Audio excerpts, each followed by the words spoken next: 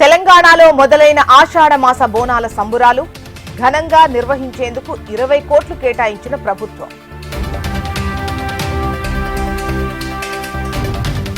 $94 కోట్ల వ్యయంతో అఖండ గోదావరి ప్రాజెక్ట్ కాసేపట్లో శంకుస్థాపన చేయనున్న కేంద్ర మంత్రి షెకావత్.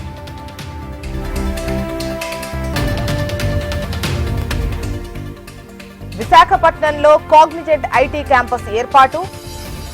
కాపులుప్పాడులో 22 ఎకరాల్లో నూతన ప్రాంగణం.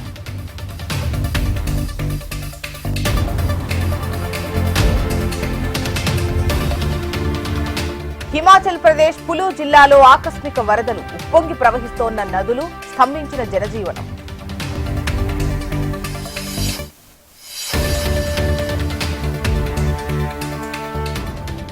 ఉత్తరాఖండ్ అలకనందా నదిలో పడ్డ మినీ బస్ ప్రమాదంలో ఒకరు మృతి, 10 మంది గల్లంతు.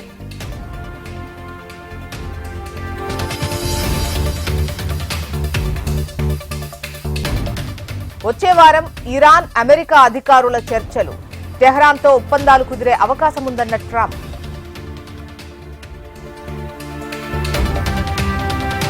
ఆదిలాబాద్ జిల్లా లింగట్ల గ్రామంలో విషాదం, విద్యుత్ అధికారుల నిర్లక్ష్యంతో రైతు ప్రాణం బలి.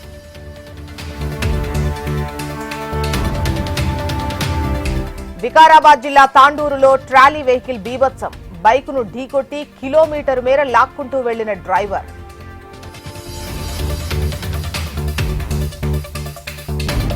ఛత్తీస్గఢ్ అబుజ్మడ్ అడవిలో పేలిన తూటా ఎన్కౌంటర్లో 2 మహిళా మావోయిస్టు మృతి.